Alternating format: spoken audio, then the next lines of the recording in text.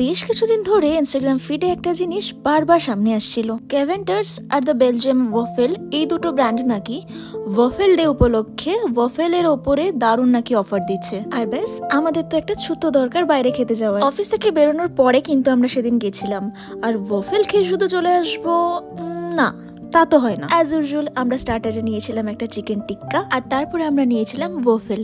আর এখানে কিন্তু by 2 get 1 এর অফার চলছিল, তো আমরা টোটাল 3টে ওয়াফেল পেয়েছিলাম। আর 3টেরই ফ্লেভার ওই মোটামুটি চকলেটের উপরেই। মনকে অনেক বোঝালাম যে ব্যাস অনেক হয়ে গেছে আজকের মতো, আর কিছু খাবো না। বাট কি করব, সামনে একটা মোমোর সুন্দর দোকান দেখতে পেলাম। এনিওয়ে, মনকে কষ্ট দিয়ে কিন্তু লাভ নেই, নিয়ে নিলাম 1 প্লেট গরম গরম মোমো। দিল্লিতে কিন্তু ঠান্ডা বেশ ভালোই পড়ে গেছে, আর এই ঠান্ডার মধ্যে দাঁড়িয়ে গরম গরম মোমো খেতে কিন্তু দারুণ লাগে, আর তাও সেটা যদি হয় স্পাইসি চাটনির সাথে। আর ব্যাস, এইভাবেই আজকে দিনটা শেষ হলো।